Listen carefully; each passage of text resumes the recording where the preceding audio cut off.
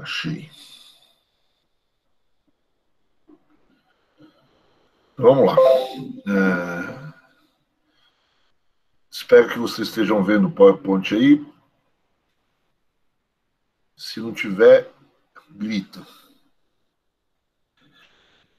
Bom, então, na aula de hoje, o que eu queria ver com vocês é começar a entrar, não são muitas aulas, mas são 2, 3 aulas só, sobre algumas discussões que percorreram principalmente o Império e a República, né? A Primeira República, ou a famigerada República Velha.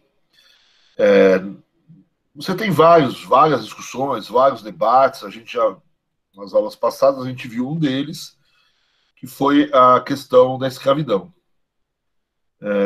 Na aula de hoje, certo, o que eu queria era entrar num debate mais, talvez, clássico de economia, certo, que é sobre a política monetária, né, toda uma discussão em torno da política monetária que marcou muito o século XIX, não só no Brasil. Essa discussão é uma discussão com outros termos, certo, mas é uma discussão meio internacional. E nessas próximas 2 aulas, nessas 3 aulas hoje, mais 2, é o que eu queria fazer com vocês um pouco, certo? Olhar alguns debates, que é a questão sobre o federalismo brasileiro, né? Sobre centralização ou descentralização do governo brasileiro. Né? E na aula subsequente, na terceira aula, seria a nossa 10ª aula aqui, certo? Quer dizer, o tema vai ser sobre industrialização, agrarismo versus industrialização. Né? Então, a gente tem a discussão aí sobre essa discussão do agrarismo e da industrialização na semana que vem, uma discussão mais de, né, que tipo de política de desenvolvimento o governo ou a sociedade brasileira adota. Certo? Na aula que vem, na próxima aula, que eu já deixei gravado para vocês assistirem, é uma discussão que tem um lado fiscal importante, mas tem um lado ciência política muito importante. É a questão federativa, que sempre foi uma questão que marcou muito a economia brasileira, né? Que é a ideia de se a gente tem um governo central forte e, vamos dizer, onipresente, certo? Ou se esse governo central divide, vamos dizer assim, a gestão, a governança, a administração do país com estados, províncias e ou municípios. Né? No caso brasileiro, sempre, principalmente a partir da República, né? A gente sempre tem esses 3 níveis de governo. Né? Governo federal, governo estadual, governo municipal. Não necessariamente é assim, tem vários debates. Muitas vezes esses debates tem todo um aspecto teórico, obviamente, certo? Mas muitas vezes esses debates eles têm uma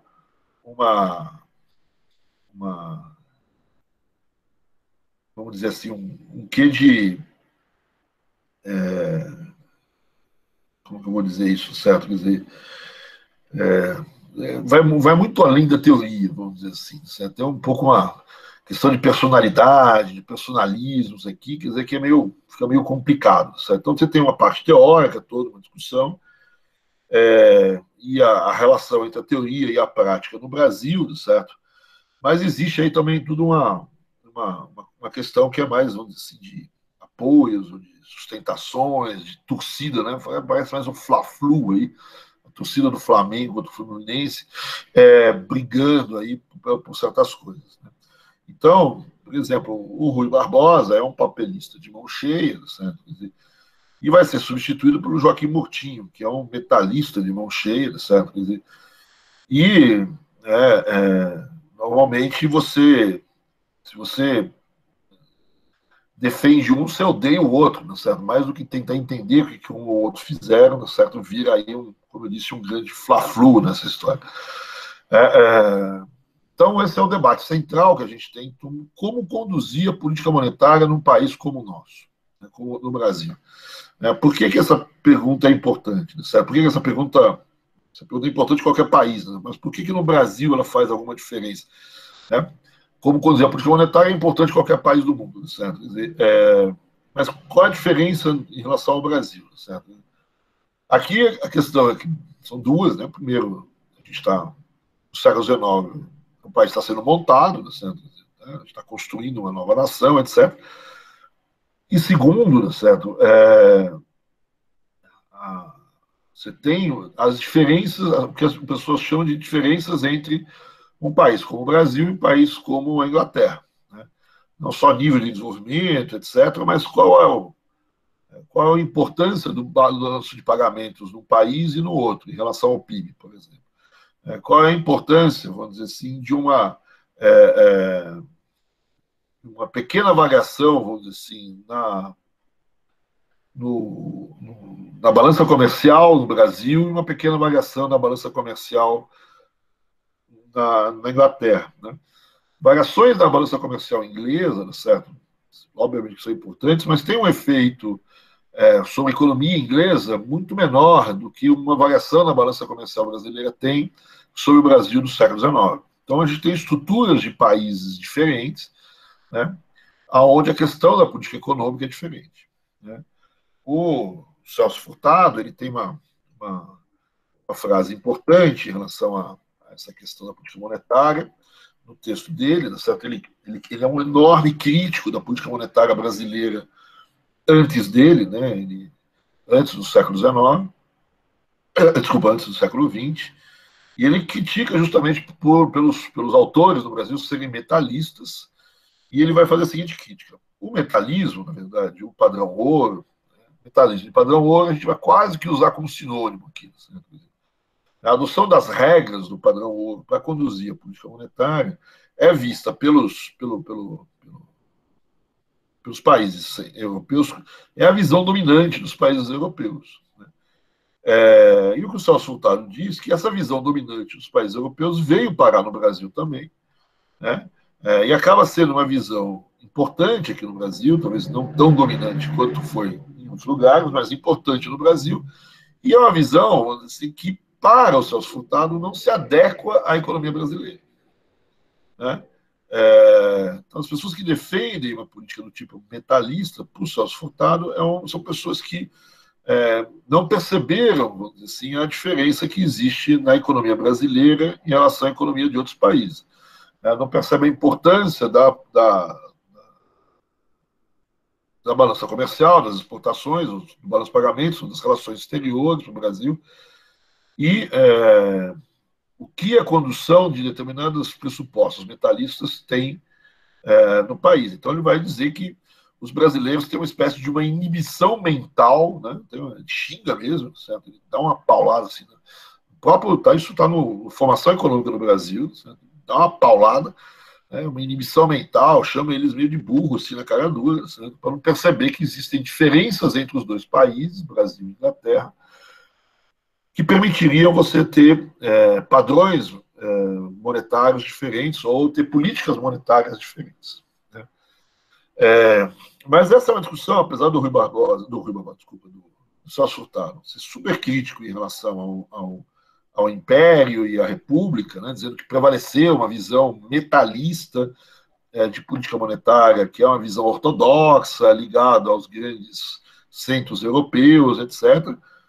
Então ele vai criticar isso, mas, na verdade, eu acho que ele exagera na crítica dele, certo? Ele talvez seja... Ele está ali, enfim, escrevendo, tem um argumento de retórica, mas no Brasil, quer dizer, não foi todo mundo que adotou a política metalista de uma maneira, como diria ele, inconsequente. Certo? Quer dizer, existiu no Brasil um debate grande, existiam momentos importantes onde você saiu fora do padrão ouro, em momentos que você saiu fora do padrão ouro, onde a economia brasileira se deu bem, em momentos onde você saiu fora do padrão ouro e se deu muito mal também. Né? Então você tem momentos bacanas com padrão ouro, momentos bacanas sem padrão ouro, certo? Momentos ruins com padrão ouro, momentos ruins sem padrão ouro. O importante também é ver aqui, na nossa discussão aqui, é que o padrão ouro no Brasil, a ideia de padrão ouro, qual que é a ideia de padrão ouro? São duas coisas básicas sobre padrão ouro. A primeira coisa é que a sua moeda, certo? Quer dizer, ela vai ser emitida de acordo com as reservas em ouro que você tem. Então, você aumenta as suas reservas em ouro, você aumenta o volume de papel moeda que você, os mil réis, né, que você põe em circulação. diminuiu a quantidade de ouro, você diminui o que você tem em caixa, né? É o lastro, né? O ouro aqui é o lastro. Então você tem a primeira equação, você mantém uma relação, né, positiva contínua, né? Você aumenta a oferta de moeda no Brasil de R$ 1.000 se aumentar a quantidade de ouro que você tem, que o Brasil tem em reservas. E, ao contrário, você diminui. E mantém a taxa de câmbio fixa. Né? Essa é a essência do padrão. Câmbio fixo, né? E a oferta de moeda aumentando ou diminuindo de acordo com os estoques de ouro que você tem. Essa é a ideia básica de padrão ouro. Né? Então, muita gente defendeu isso ao longo do tempo. Mas eu tenho vários momentos do tempo onde isso foi difícil, onde eu tinha crises, eu tinha problemas, e várias pessoas que achavam que eu não devia fazer isso. Eu devia fazer uma política monetária onde a oferta de moeda fosse um pouco diferente. Esses vão ser os papelistas. Né? Então, o Furtado acaba dizendo que a grande parte da política monetária brasileira durante o Império e a República foi metalista. Na verdade, são raros os momentos onde eu tenho um metalismo de fato, certo? Eu posso ter buscado chegar numa política metalista, né, mas, de fato, eu tenho, na República, dois momentos de metalismo clássico, certo? Que são as duas caixas de conversão, a Caixa de Conversão de 1906 e a Caixa de Estabilização de 1927.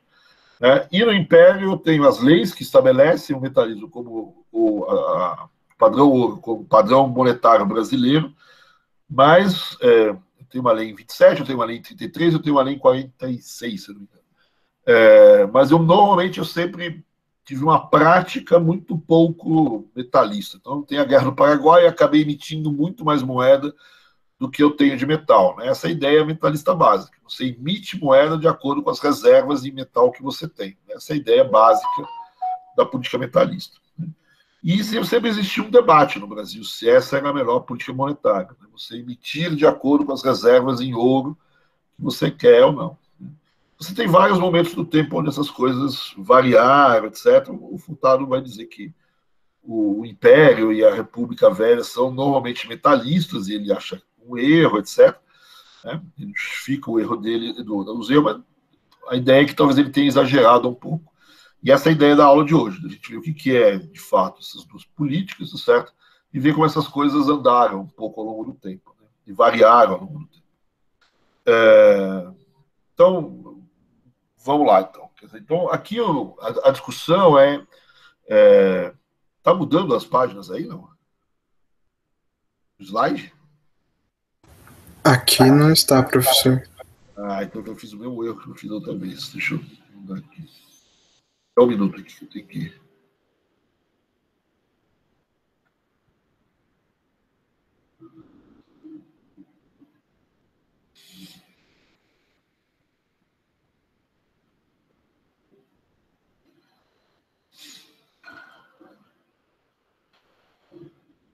E agora, tá? Agora sim. Tá. Então é isso. Bom, eu queria conversar um pouquinho com vocês. Esses debates, na verdade, existe muita discussão em torno dessa questão sobre como conduzir a política monetária no Brasil. Essa é a pergunta. Como eu devo conduzir a política monetária no Brasil? Eu devo adotar um regime de padrão ouro? Essa é a pergunta principal. Quem diz sim a essa pergunta são os metalistas.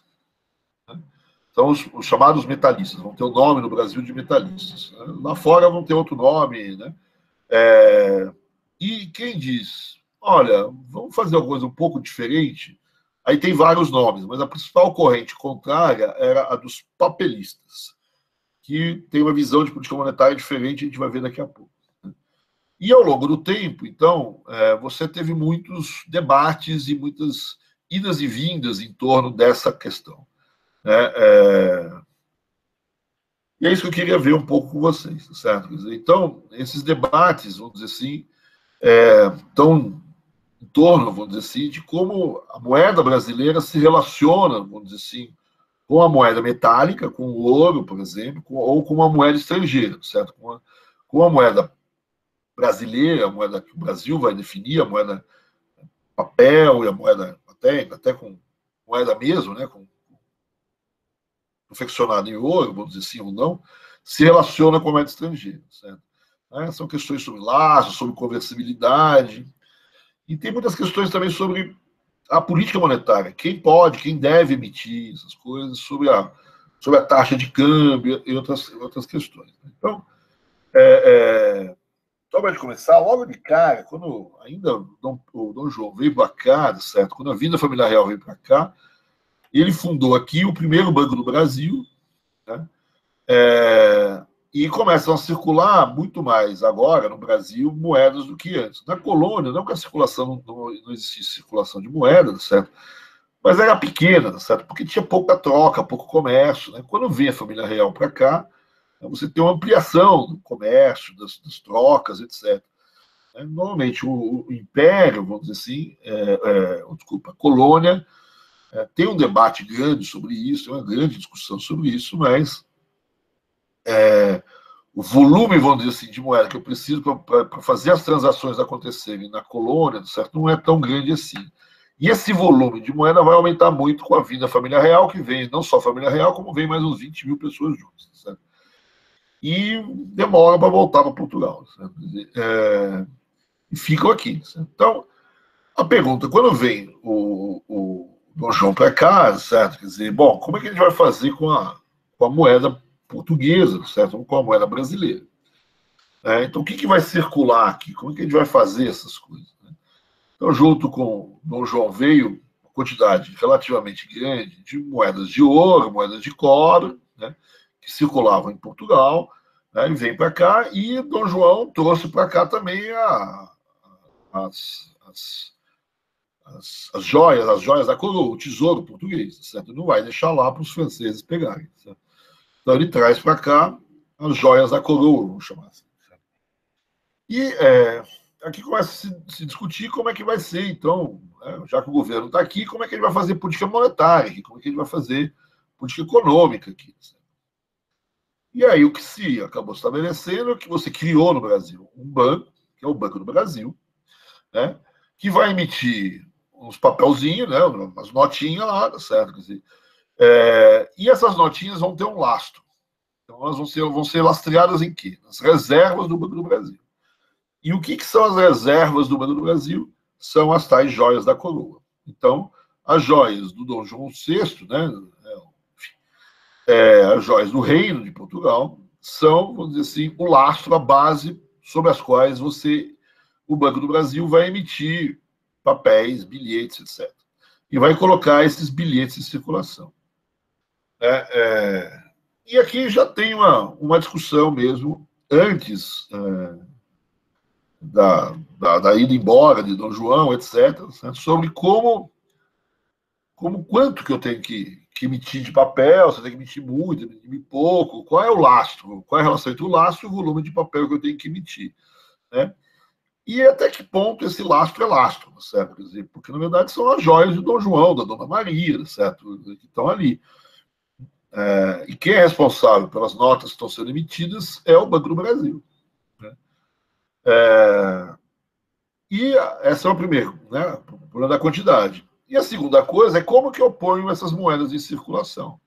Eu pego um helicóptero, que obviamente não existia na época, e distribuo isso via helicóptero, certo?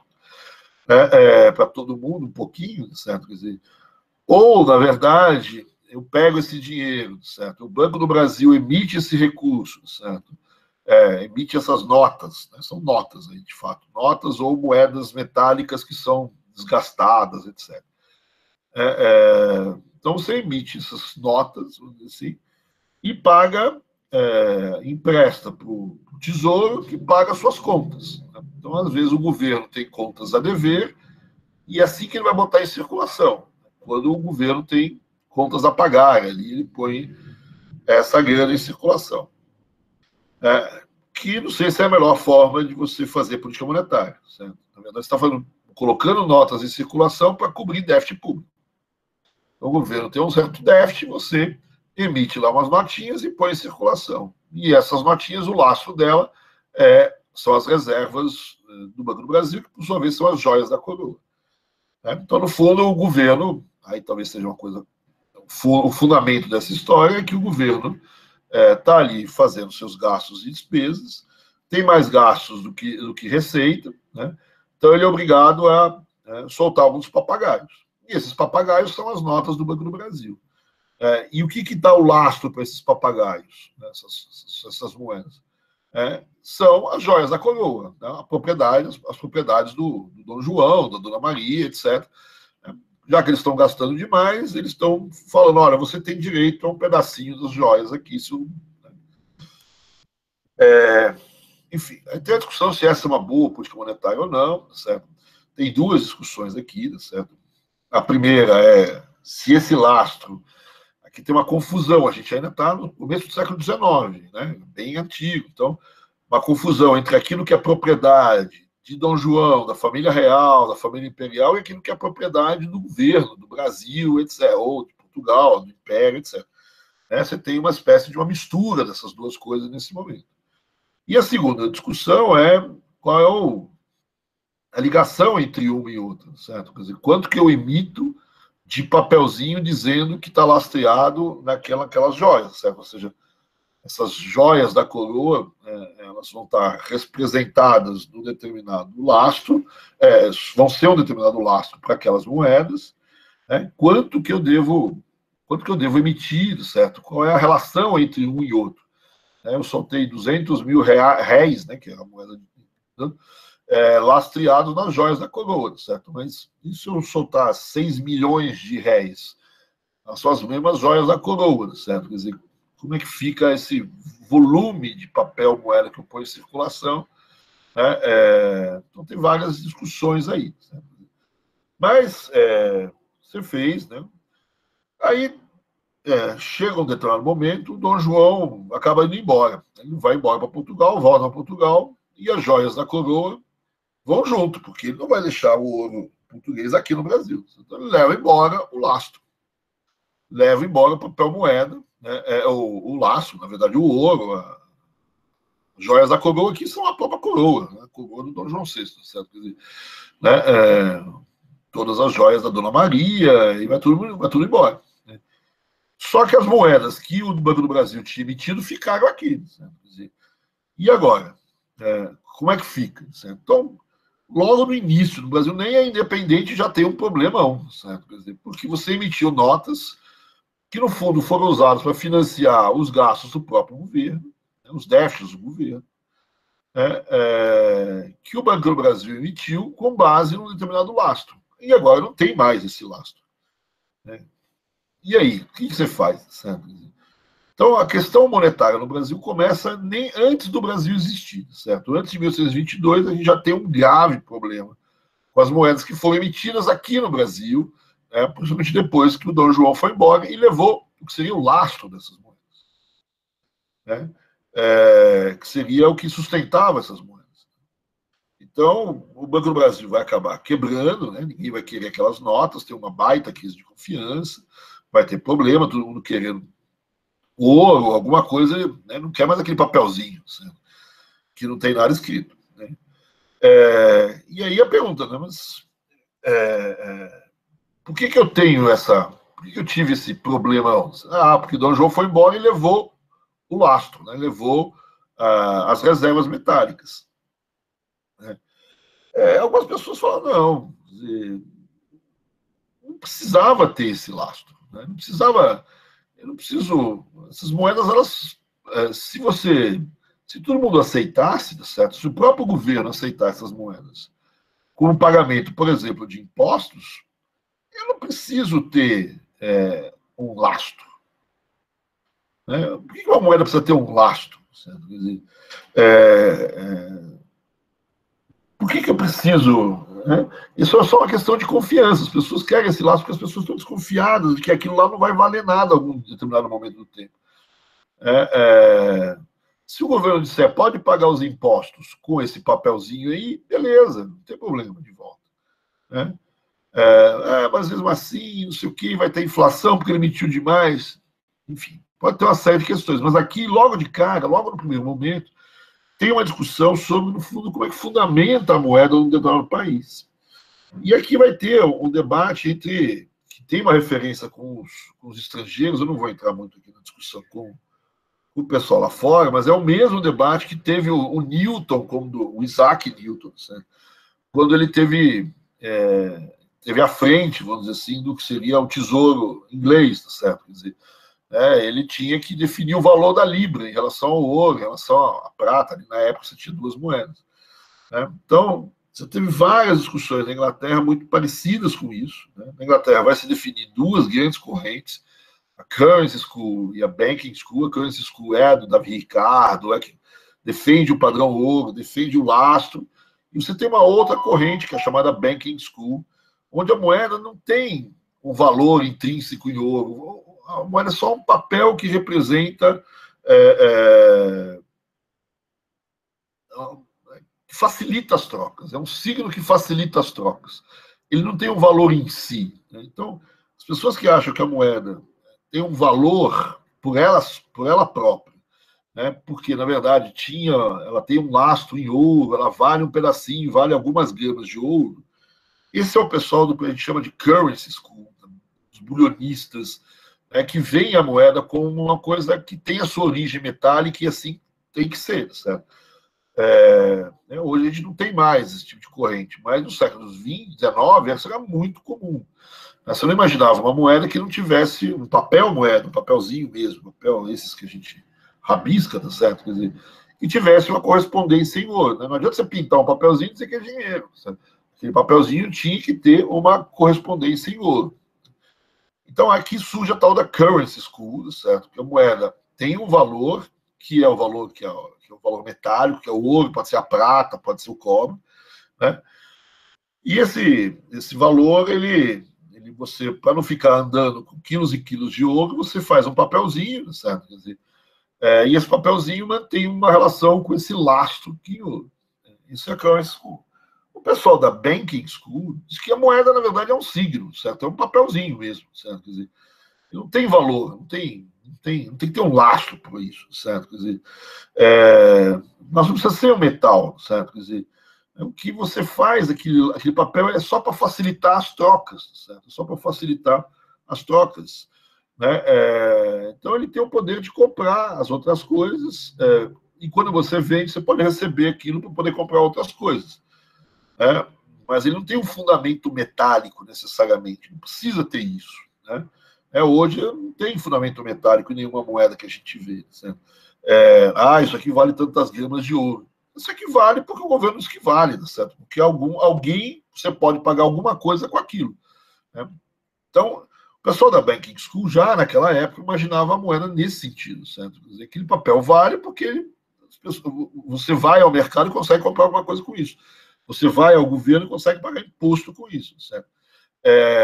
A pessoa da Currency School, não. Isso aqui vale porque vale tantas gramas de ouro, certo? Ou tantas gramas de prata. Essa é uma discussão histórica na política monetária, né? No século XIX, a corrente vencedora é a Currency School, né? Do Davi Ricardo, etc. Então a moeda tem um valor intrínseco. Daí o problema no Brasil no começo do século XIX, certo? Se tem um valor intrínseco, é o valor em ouro que ela representa. Só que o ouro brasileiro foi parar, voltou para Portugal. Quer dizer, cadê o ouro que estava por trás da moeda que o Banco do Brasil emitiu, né? O pessoal da Banking School, na verdade, não precisa, certo? Você pode trocar essas moedas, as pessoas aceitam isso, certo? Se você for capaz de receber esse dinheiro, certo? E poder pagar alguma coisa com isso do outro lado, se as pessoas aceitarem, isso é só uma troca, é só um equivalente para fazer trocas. Não tem muito problema, não precisa ter uma raiz, não tem uma riqueza estabelecida. E essa relação é que você vai ter no Brasil. Os metalistas vão ser igual ao pessoal da Currency School, certo? Quer dizer, eles veem a moeda tendo um valor intrínseco dado pelo seu conteúdo metálico. Eles são defensores do padrão ouro.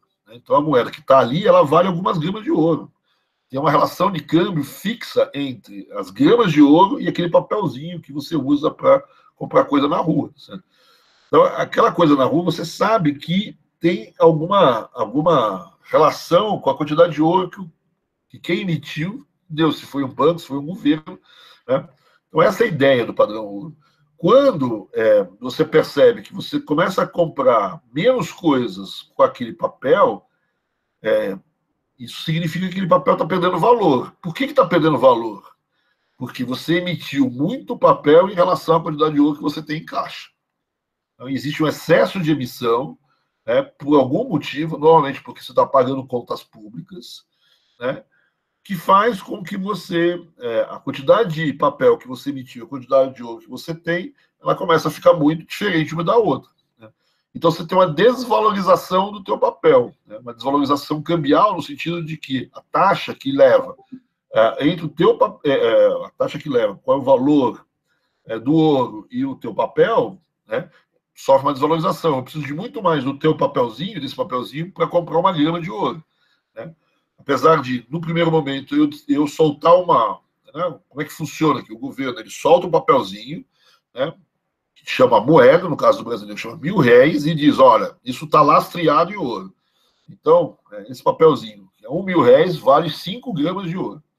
Se você bater ali na porta do Banco do Brasil, eu te garanto que se você entregar esse papel aí, que são R$1.000, você vai receber X gramas de ouro. Vamos supor 5 aqui, porque qualquer número. Um valor fixo. Tá? Beleza, então tá lá.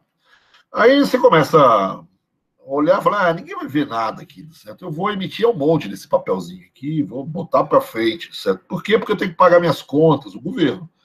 Tem que pagar as contas aqui, eu vou emitir no papelzinho. Certo? Vai no mercado. Até o momento que o mercado percebe. Você emitiu o papelzinho demais. E aí que eles, o cara emitiu o papelzinho, se todo mundo for trocar esse papelzinho lá, não vai ter ouro suficiente para pagar. Então esse papelzinho começa a perder valor. Né? Começa a perder valor, porque você emitiu demais. Você tem um excesso de emissão, normalmente porque você está pagando suas contas com esse troço. Né? Então,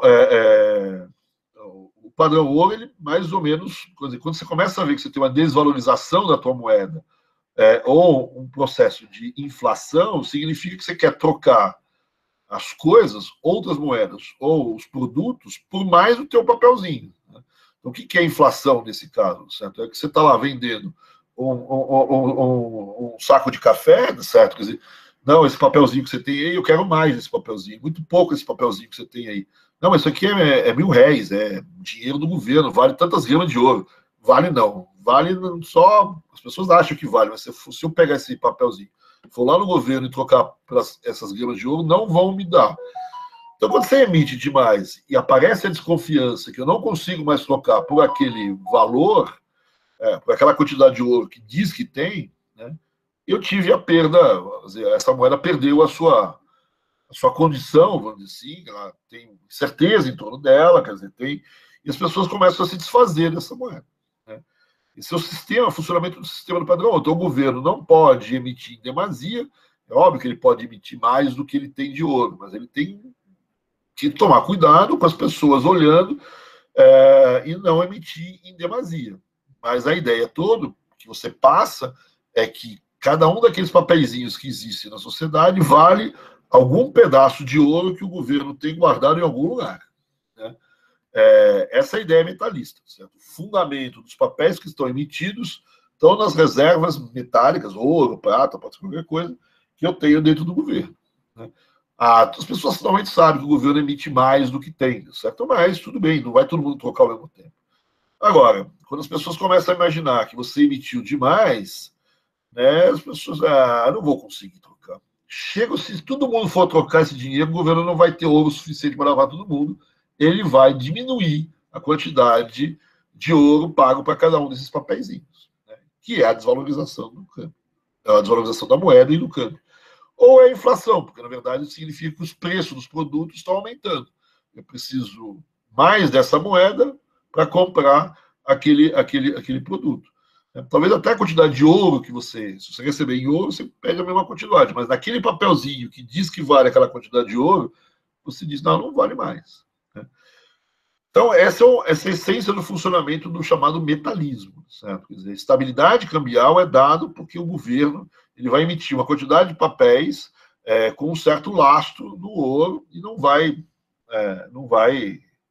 aumentar muito. Né? Se o governo aumenta muito a emissão desse papel, aí eu tenho problemas. Aí esse papel começa a perder valor. Na verdade, não é quando eu aumento a emissão, mas quando as pessoas percebem ou acham que eu aumentei demasiadamente a quantidade desse papel. Os papelistas, eles têm uma visão de moeda completamente diferente, né? Os papelistas não têm que ter ouro no caminho. O ouro foi escolhido como uma moeda simplesmente como um equivalente. O que importa aqui, né, não é a quantidade de ouro que a moeda representa, né? Mas a moeda é uma coisa que serve simplesmente para você facilitar as trocas, facilitar, para dar fluidez aos negócios. Eu não consigo vir com 200 cocos, tá certo? Para trocar por três sacos de cimento, certo? Quer dizer, precisa achar, o cara tem cimento e o outro tem coco, tá certo? Quer dizer, aí o cara não faz negócio, porque o cara de cimento não quer coco, tá certo? Quer dizer, ele quer, sei lá, ele quer peixe, tá certo? Aí o cara do coco vai ter que trocar o coco pelo peixe, e aí trocar pelas moedas. Fala, não, vamos achar um negocinho no meio do caminho, que a gente vai chamar de moeda, que facilita as trocas. Isso é a moeda. Isso não tem que ter fundo, é só um equivalente geral, para usar um termo marxista. Certo? Então a moeda ela tem uma função, certo? Que é dar fluidez às trocas. E ela não precisa ter um valor intrínseco a ela. Os metallistas, a moeda tem um valor intrínseco, que é dado pelo conteúdo metálico. Para os outros, para esses papelistas, certo? A moeda ela tem uma função, que é simplesmente facilitar a troca das coisas. Certo? Eu não tenho que trocar o meu suor de cada dia, certo? Por um pãozinho na padaria, certo? Então, eu troco o meu suor por um equivalente geral, que é a moeda, e vou lá na padaria e pego uma parte desse equivalente e como meu pãozinho. Né? Então, aí a política monetária muda de figura. Certo? Quer dizer, quanto que eu tenho que emitir de moeda? Para os metallistas, eu vou emitir de moeda quanto? Depende de quanto que eu tenho de reserva de ouro. Né? É óbvio que eu vou emitir mais papel do que eu tenho de ouro, porque senão eu usaria o ouro direto. Eu não uso o ouro direto porque dá trabalho, é complicado, precisa fazer fundição, etc. Mas eu pego um papelzinho. Aí eu aproveito, dou uma roubadinha, certo? E aumento um pouco o lastro. Né? Então, às vezes, eu tenho muito mais papéis que eu tenho de ouro. Mas eu tenho uma equivalência, e eu tenho uma taxa de câmbio fixo que diz, olha, se você quiser trocar, você tem o teu ouro lá, está guardado, está lá no Fort Knox, está lá no Banco da Inglaterra, está lá no Banco da Praça, está lá. Para os papelistas não tem isso. Certo? Quanto é que você vai emitir? Essa é uma boa pergunta para o papelista. Para um metalista, quanto você vai emitir? Depende de quanto ouro você tem. Então, eu vou emitir de tal maneira que, se as pessoas pegarem aquele papel que eu emiti e voltar para casa e querer ouro, eu tenho ouro para dar para eles. A taxa de câmbio faz essa relação entre a quantidade de papel que eu emiti e o ouro que eu tenho. Para os papelistas, não. Quanto é que você tem que emitir? A emissão vai ser de acordo com as necessidades do mercado. Então, o dinheiro é uma coisa que dá fluidez às trocas. Esse é o papel da moeda. O papel da moeda, e o papel do papel moeda é esse, facilitar as trocas. Eu não tenho que vir com 3 menires para trocar, vamos dizer assim, por sei lá o quê. Sabe? Os menires aí são elas têm do Asterix e Obelix, não sei se vocês já viram esse desenho, ele tem um volume que é bem legal sobre política monetária. Então, vamos voltar aqui, parar de falar besteira.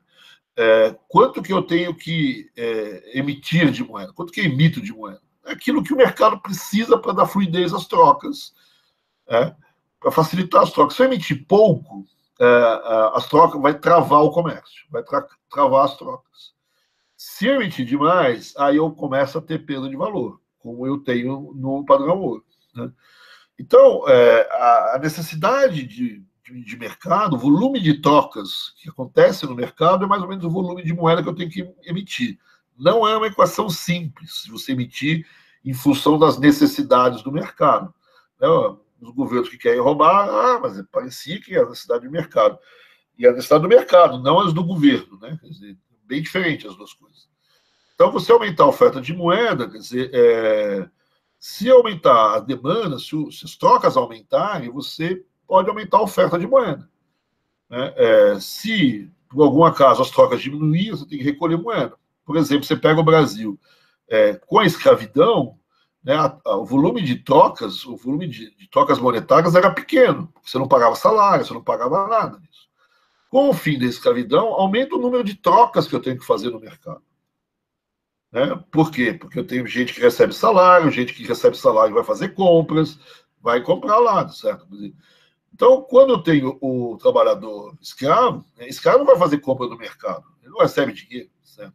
O único lugar que eu pago é quando ele foi comprado, certo? Quer dizer, nessa hora, eu pago alguma coisa, na verdade, às vezes nem tem troca monetária ali, certo? Eu troco talvez sacos de açúcar pelo escravo.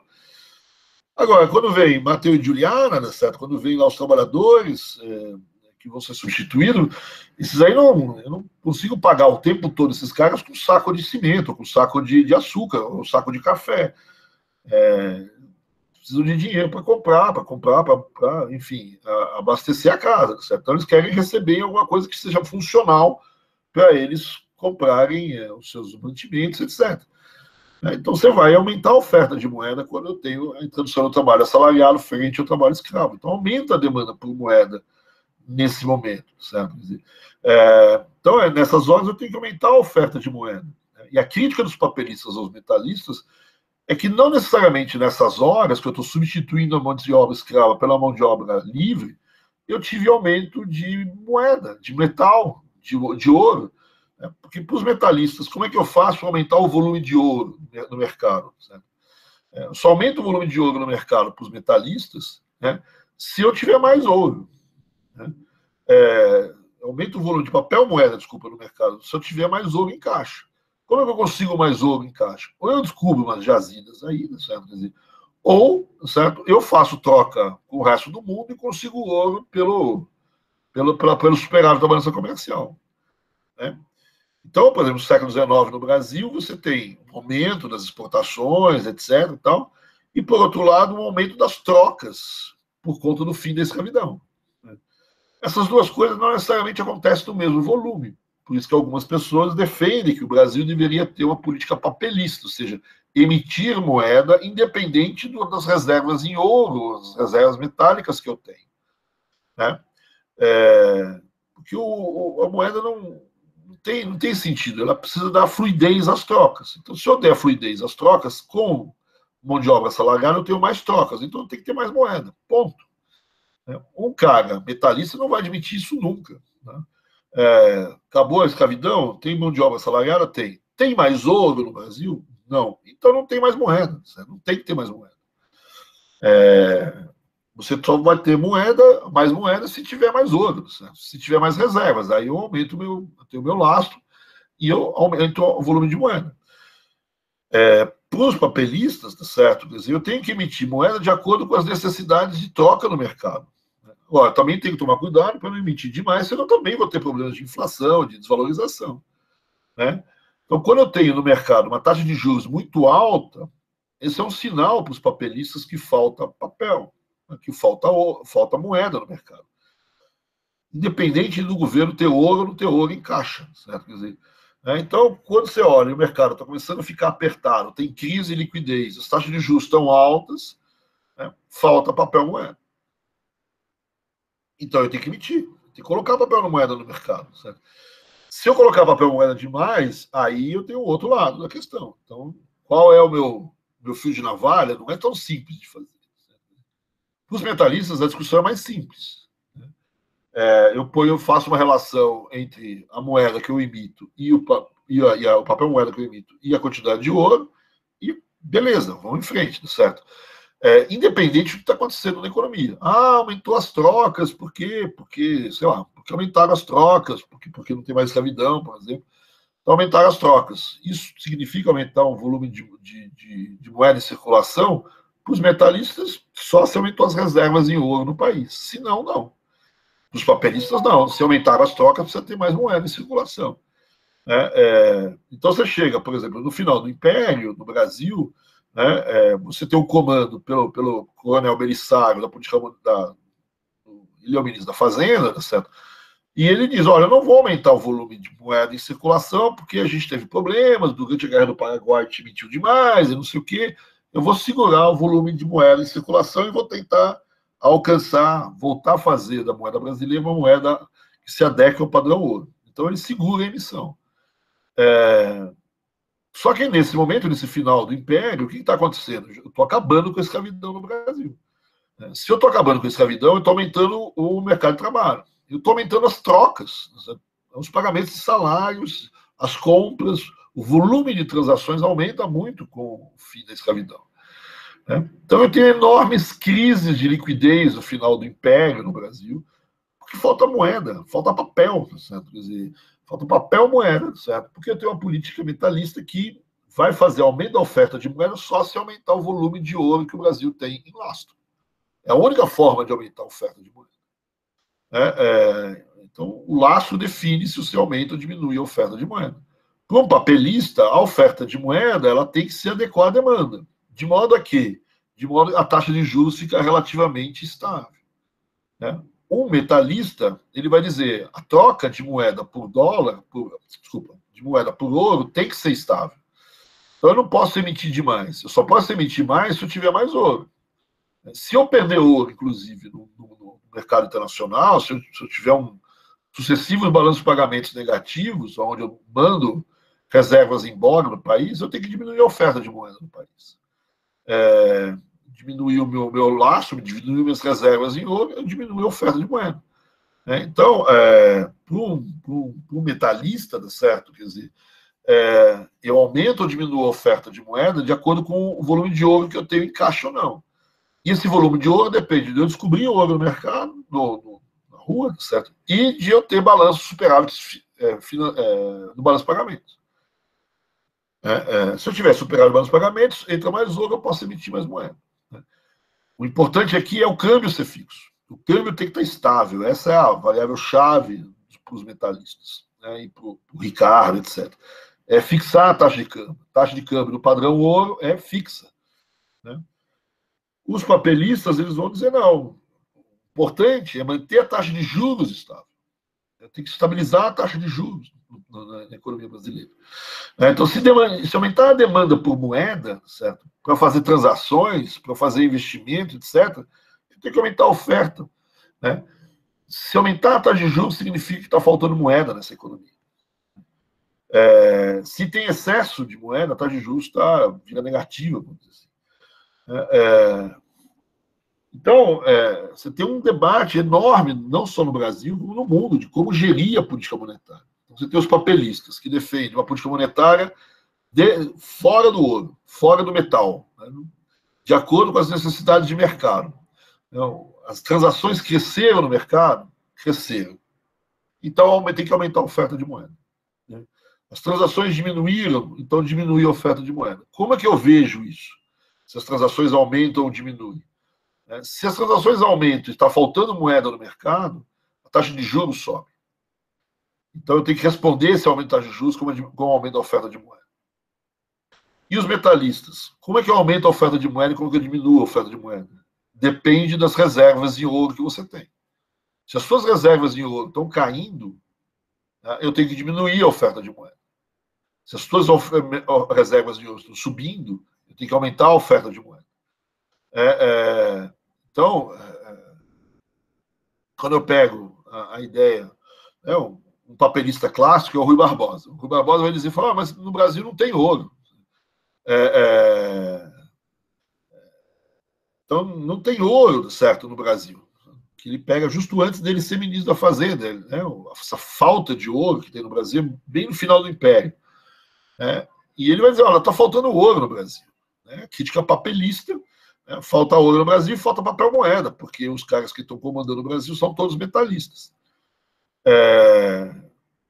E ele falou, não, mas quando eu assumir o ministério, eu vou jogar fora essa regra de emitir de acordo com a quantidade de ouro que eu tenho em estoque. Porque se eu emitir de acordo com a quantidade de ouro que eu tenho em estoque, então vai faltar papel moeda no mercado e a gente vai ter recessão porque não tem moeda, certo? A oferta de moeda é insuficiente. Eu tenho crises numeráveis, é o que está acontecendo, segundo o próprio Rui Barbosa, no final do Império. No final do Império, a economia brasileira até que estava indo bem, certo? Mas tinha um monte de crises. O que faltava? Dinheiro. Taxa de juros enorme, porque faltava moeda. Certo? Quer dizer, faltava moeda por quê? Porque o Banco do Brasil, o governo não emitia. Por quê? Porque ele era metalista, porque não necessariamente tinha aumentado a quantidade de metal no mercado. a resposta dos metalistas, certo? Quer dizer, é que, na verdade, quando o próprio Rui Barbosa assumiu, ele foi lá, emitiu moeda, certo? Ele emitiu tanta moeda, certo, que o ouro sumiu do Brasil. Tem uma baita crise de vários pagamentos aqui no Brasil. Ele afugenta, esse aumento da oferta de moeda, as pessoas olham e falam, nossa senhora, aumentou demais o dinheiro, vou me proteger, que eu vou fazer o quê? Vou pegar ouro, comprar ouro para mim. Certo? Então tem um debate gigantesco entre os papelistas e os metalistas. Né? A grande crítica dos metalistas é que a política papelista, que é aquela que faz política monetária de acordo com as necessidades do mercado, então você regula a tua oferta de moeda de acordo com o volume de transações que estão acontecendo na economia, os metalistas vão dizer, a possibilidade de você descontrolar a oferta de moeda é muito grande, não tem limite para isso, certo? Quer dizer, ainda mais se você pegar um pessoal espertinho que coloca nessa necessidade por moeda o déficit público. Então, você, na verdade, vai emitir moeda não é para dar liberdade de transação, facilitar as transações. Você vai emitir moeda para financiar o governo, certo? Quer dizer, vocês, papelistas, diriam os metalistas, são espertinhos, certo? Quer dizer, aí o papelista vai dizer, não é verdade isso, certo? Quer dizer, eu acho que a gente tem que emitir moeda de acordo com as necessidades do mercado, né, com as necessidades do volume de transações do mercado. Então, você olha a taxa de juros, se a taxa de juros começar a subir, certo? Quer dizer, você vê que está faltando moeda no mercado. Então, você aumenta a oferta de moeda, certo? Quer dizer, esse é o elemento de controle para os papelistas, né? É a taxa de juros. Né? O elemento de controle para os metalistas é a taxa de câmbio. Quando você percebe que o câmbio começa a se desvalorizar muito fortemente, você emitiu demais. Né? Para um papelista, se a taxa de juros começa a subir demasiadamente, você emitiu de menos. Né? Então, esse é um debate que é histórico no Brasil. Né? Metalistas e papelistas de como conduzir a política monetária. Tem as posições mais extremadas, o Rui Barbosa é uma posição extremada, e o sucessor do Rui Barbosa no Brasil é o Joaquim Nabuco, o Joaquim Murtinho. O Joaquim Murtinho é aquele fulano, certo, que ele faz uma tese, ele é médico, né? Ele é médico homeopata, certo? Então, mas de homeopatia monetária ele não tinha nada, certo? Ele é um tremendo ortodoxo monetário. Né? Então é um metalista, claro. A crítica dos metalistas, dos papelistas aos metalistas, fala, mas o Brasil cresce, se a gente não tem aumento da reserva em moeda, certo? Não vai aumentar o número de moeda, não vai aumentar o volume de moeda, então eu vou ter crises numerárias, é o que está acontecendo no final do século XIX, antes da proclamação da República. Né? O Brasil cresceu, mas as reservas metálicas que o Brasil tem não cresceram necessariamente, certo? Então, ou se alavanca a relação entre quantidade de ouro e quantidade de moeda, certo? Ou vai faltar moeda no mercado e a gente vai ter crises de liquidez, vai ter taxas de juros enormes, né? Vai ter uma política monetária muito dura, certo? Quer dizer, tem sentido. Né? A crítica dos metalistas é que os papelistas não têm freio. Qual é o limite da oferta de moeda? Como é que eu sei que eu não ofertei demasiadamente moeda? Você está me dizendo que eu tenho que ofertar moeda de acordo com as necessidades do mercado. Isso é muito vago, certo? Isso não tem limite, certo? A necessidade do mercado, e ainda mais você põe o descontrole do governo nesse mercado, aí vira uma confusão danada. Né? Então você tem esse enorme debate entre metalistas e papelistas, certo? Quer dizer, que vai perdurar a história do Brasil inteiro, certo? Quer dizer, todo o século XIX até o começo do século XX, certo? Quer dizer, né? Você vai ter os defensores da pluralidade emissora meados do século XIX, que é o Souza Franco, né? No mesmo momento que você tem o Visconde de Itaboraí e o Torizome, que são todos eles foram ministros da Fazenda no Brasil, aliás, que são defensores do padrão ouro. Né? O Mauá, o Visconde de Mauá, o Barão de Mauá, ele é um super defensor de uma política papelista. Né? Depois você vê na República, a gente acabou de dizer, certo? Quer dizer, o final do Império é super metalista. Né? E ele tem uma justificativa no final do Império. Fala, olha, por que você, o Belisário lá, que é o super metalista, por que você é tão duro assim com a oferta de moeda? Porque o Brasil emitiu demais durante a Guerra do Paraguai. Então eu preciso recuperar, eu preciso trazer de volta. Eu emiti demais durante a Guerra do Paraguai. É preciso corrigir os excessos da Guerra do Paraguai. Então, a política monetária é extremamente apertada no final do Império, né? Para você retomar a conversibilidade. É mais dura do que o padrão ouro, porque eu quero voltar ao padrão ouro. Então, o padrão ouro, né, dependendo da quantidade de moeda que você tem, de ouro que você tem, você emite uma quantidade de moeda. Certo? Aqui não, eu emiti uma quantidade de moeda muito grande e eu tenho que voltar para um padrão anterior. Então eu estou tacando fogo na moeda, estou queimando o papel moeda. Né? Não é literal, mas é quase. Certo? Eu estou tentando destruir moedas. Certo? Quer dizer, para você voltar a uma quantidade de moeda adequada com a quantidade de, de ouro que eu tenho em caixa. Então, durante a Guerra do Paraguai, eu cometi excessos e eu preciso voltar à conversibilidade. Isso vai ser até alcançado em 1888. Quando o Brasil vai à exposição de Paris, em 88, ele vai na exposição e Dom Pedrão, Pedro II, que adorava essas exposições, ele vai lá todo feliz. Mal sabe ele que a Exposição Universal de Paris, de 1888, é de 88 a 89, certo? Quer dizer, exposição de 89. Para comemorar a decapitação do rei de Portugal, o rei de França, né? A comemoração da Revolução Francesa. Mas ele está lá como imperador, bonitão, tal.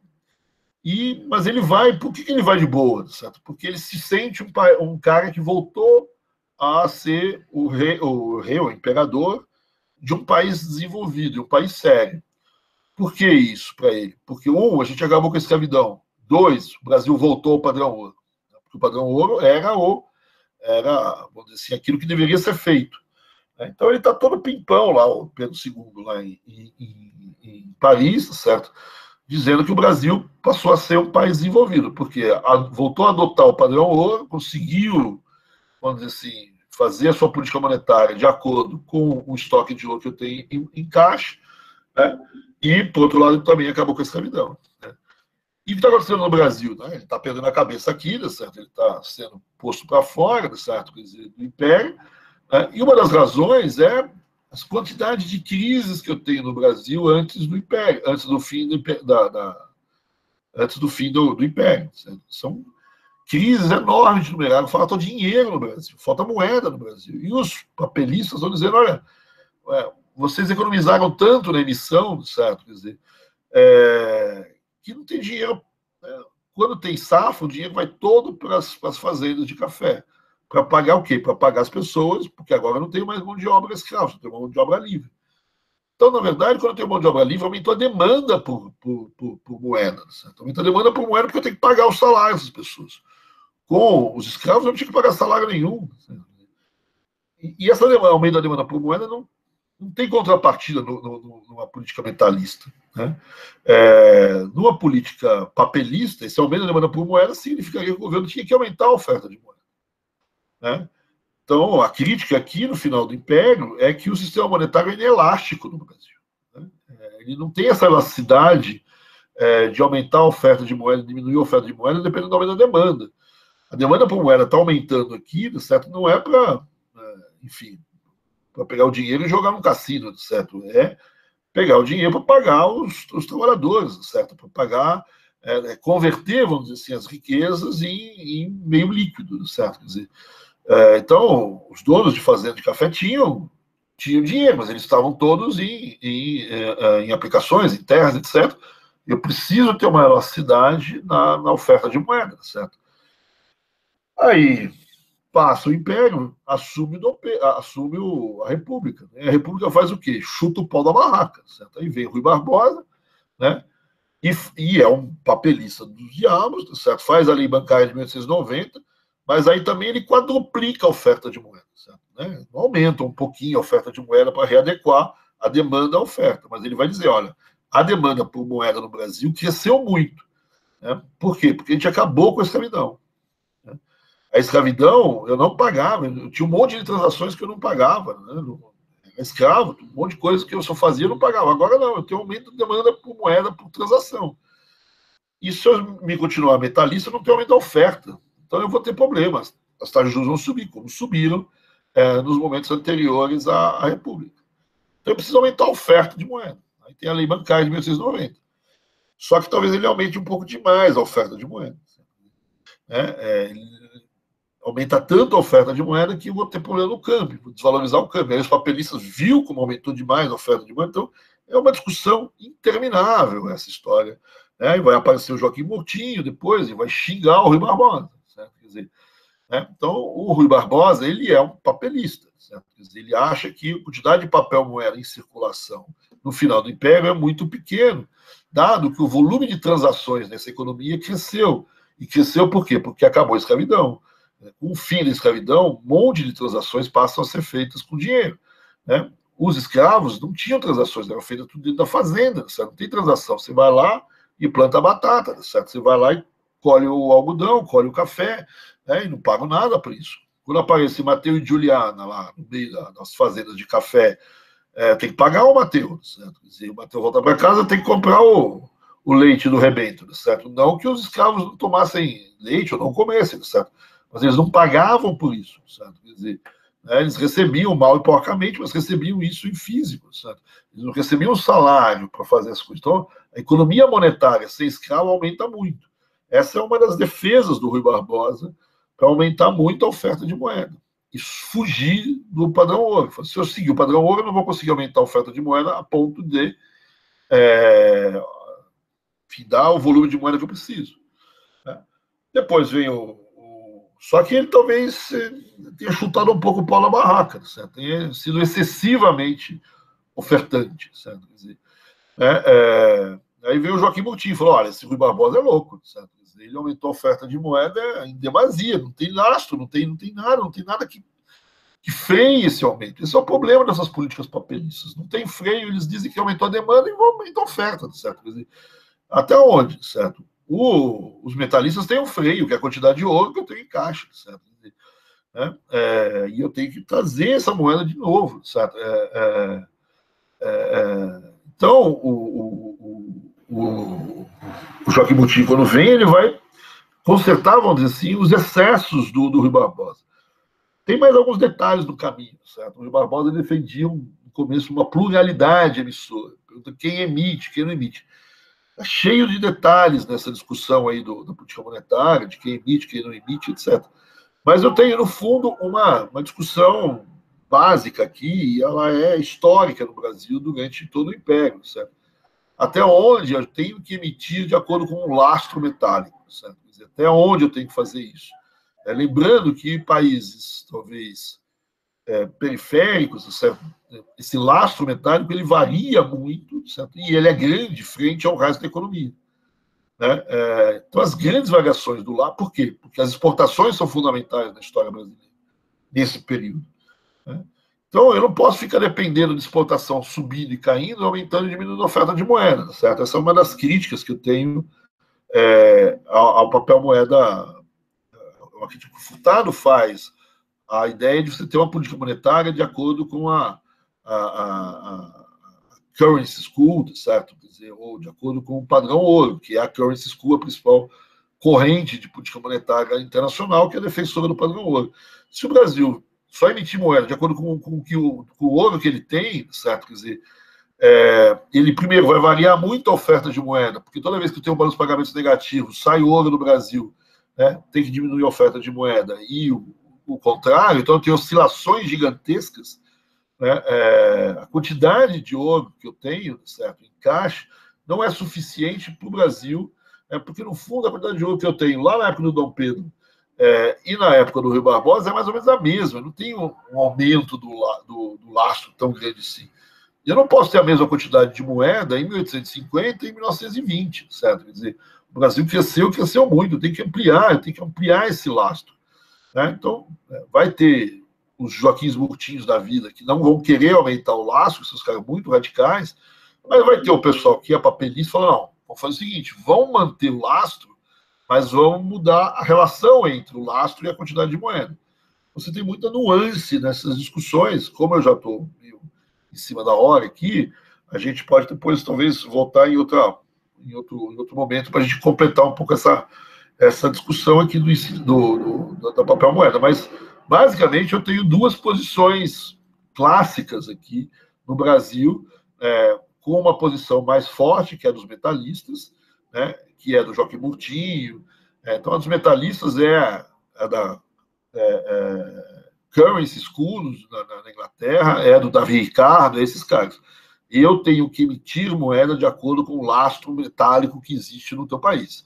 Então, eu emito moeda de acordo com o ouro que eu tenho guardado no país. Se esse ouro cair porque as exportações foram mal no Brasil, ou porque não entrou dinheiro aqui, ou qualquer coisa parecida, eu diminuo a oferta de moeda no Brasil. Se aumentou a quantidade de lastro de ouro que eu tenho no Brasil, eu aumento a oferta de moeda. Essa é a posição metalista que foi predominante no Brasil durante anos. Né? Do outro lado, eu tenho a posição papelista, que corresponde mais ou menos à banking school, é o pessoal que não vê essa necessidade de eu ter um lastro entre a moeda e o papel moeda, entre o ouro, se algum metal, e o papel moeda em circulação. O papel moeda em circulação tem que ser emitido de acordo com as necessidades do mercado. Né? Eu preciso da fluidez das trocas, eu preciso fazer com que as coisas aconteçam. Não posso emitir demais, porque senão eu tenho inflação. Mas se eu emitir de menos, eu provoco recessão sem necessidade. Certo? Quer dizer, e o que me diz se eu emitir mais ou menos, certo? Não é a quantidade de ouro que eu tenho em caixa. Né? É ver o mercado funcionando mesmo. Certo? Quer dizer, então começou a ver, vamos dizer assim, a taxa de juros subindo demais, significa que tem pouca moeda no caminho. Certo?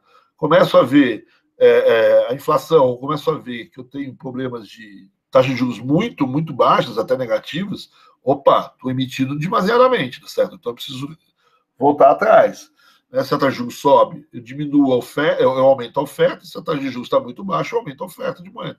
A taxa de juros é o balizador. Né? Para os papelistas, certo? Eu tenho que emitir de acordo com o volume de reservas que eu tenho, certo? Se eu emitir demais, emitir mais do que as reservas que eu tenho, a taxa de câmbio vai sinalizar isso para mim, certo? Quer dizer, então, esse é um debate que perdurou todo o Império Brasileiro e a República. Né? O principal debate na República é entre o Rui Barbosa e o Joaquim Murtinho. São os dois principais ministros dos primeiros 10 anos da República.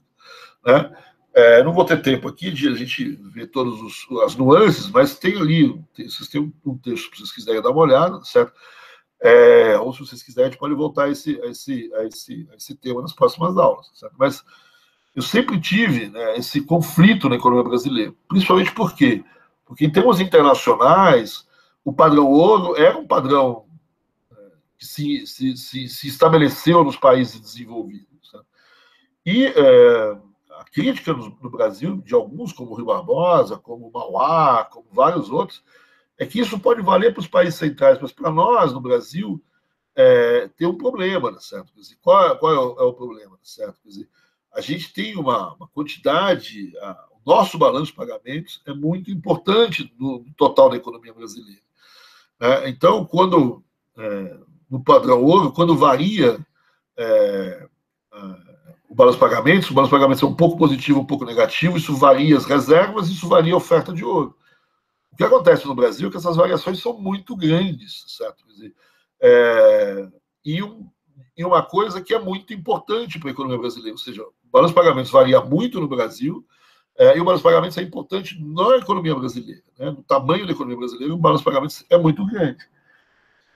Então, você fica variando a oferta de moeda de acordo com as variações do balanço de pagamentos, e não tem nada a ver, certo? Eu preciso achar uma fonte de moeda completamente fora desse jogo. Certo? Eu não posso atrelar meu meio de circulação ao principal componente das vendas internacionais, que é o ouro. Certo? Quer dizer, eu preciso tirar um em relação ao outro, eu preciso ter uma fonte de liquidez interna de mercado, independente da variação, vamos dizer assim, do ouro ou da prata, etc. Né? A crítica dos metalistas você faz isso, pode fazer, pode colocar lá um papel moeda qualquer que você quiser, põe lá um papelzinho, você pinta ele bonitinho, põe a cara do Dom Pedro no papel, e emite um monte, certo? Quer dizer, essa tua política dos papelistas, essa tua política não tem freio, certo? Eu não tenho como limitar. Para os metalistas, o freio é muito claro, a quantidade de ouro que eu tenho em caixa. Se não tiver ouro em caixa, não emite. E qual é o limite dos papelistas, certo? O limite do papelista é, no máximo, o bom senso do presidente do Banco Central, que nem existia na época. Né? Normalmente, esses caras não têm bom senso, esses caras estão a fim de emitir dinheiro, certo? Para poder pagar as contas públicas. Então, o papelismo ele é cheio de problemas, certo? Ele não tem limite na emissão, ele acaba emitindo para pagar as contas públicas, para pagar as contas do governo, ele transforma o governo em gastos perdulários, porque tem uma fonte de financiamento fácil, né? E a crítica dos papelistas aos metalistas é falta moeda, certo? Falta moeda e ela oscila de uma maneira que atrapalha toda a economia brasileira. Falta moeda, não tem moeda suficiente, não tem um meio circulante suficiente, certo? Por mais que eu abra o laço, certo? Quando eu tenho 15 bancos de pagamentos, sobe a moeda no Brasil e eu quebro o Brasil inteiro por conta de um problema com os cafeicultores lá, certo? Que o preço do café caiu, eu vou derrubar o Brasil inteiro. Né? Não tem sentido isso. Certo? Essa é a crítica dos papelistas. Certo? Então você tem esse debate que atravessou todo o Império e uma boa parte da República. Certo? Quer dizer, só depois dos anos 30, certo? Quando a própria ideia de política monetária muda completamente, quer dizer, e essa questão do laço na moeda metálica deixa de existir, que a discussão da política monetária se altera. Mas se você reparar bem, ela não se altera completamente. Ainda existe essa questão, certo, de olhar para o câmbio, de olhar. Se vocês já fizeram aulas de macro, provavelmente, vocês estão no último ano, já fizeram os cursos de macro, certo? Os modelos Fleming, essas coisas todas, eles são bem próximos dessa discussão se você tirar aí a moeda ouro, o papelzinho, essas coisas, mas vocês vão ver que você também tem gente que quer câmbio fixo e quer câmbio flutuante. A discussão de qual é o regime cambial que você usa corresponde, vamos dizer assim, grosso modo, à discussão na época se você usava câmbio. Se você quem defende hoje câmbio fixo defende política monetária a lá padrão ouro, com uma reserva, né, tipo do padrão ouro. Quem defende hoje o sistema de câmbio flutuante talvez tivesse mais próximo do pessoal da Banking School ou dos papelistas. E os metalistas, vamos dizer assim, estão mais próximos de uma defesa de uma política monetária com câmbio fixo, etc. Né?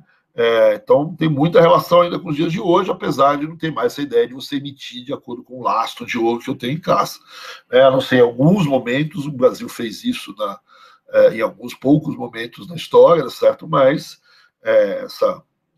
isso mudou um pouco, certo? Mas a ideia, vamos dizer, se você taxa de juros alta, taxa de juros baixa, certo? Quer dizer, emite ou não emite de acordo com você ter liberdade ou não pelo balanço de pagamentos, certo? Quer dizer, sim, é muito parecido com essa discussão. Então, você tem vários elementos da discussão de hoje que são parecidos com as discussões do passado. É óbvio que essas coisas mudam, mas até a década de 30, papelistas e metalistas que estão debatendo ali, certo? Bem, se eu olho para a taxa de câmbio ou se eu olho para a taxa de juros. Se eu olhar para a taxa de juros, se a taxa de juros estiver alta, né, e um papelista vai dizer, solta, certo? Aumenta a oferta de moeda. Se você é um metalista, você olha para a taxa de câmbio. Se a taxa de câmbio estiver desvalorizando, a regra é paga de emitir, certo? Quer dizer, então, um papelista olha para juros, um metalista olha para câmbio. E ali você vai tentando balizar. Óbvio que o pessoal dos metalistas são muito mais ortodoxos em termos de política monetária, etc. Os papelistas são mais, vamos chamar, mais desenvolvimentistas, e vão ser xingados por serem inflacionistas, etc. Né? Os metalistas vão ser xingados por ser excessivamente recessivos, né, causar restrições em demasias, etc. Né? Então, os debates eles guardam muita lembrança com os debates de hoje, em termos de política monetária e fiscal.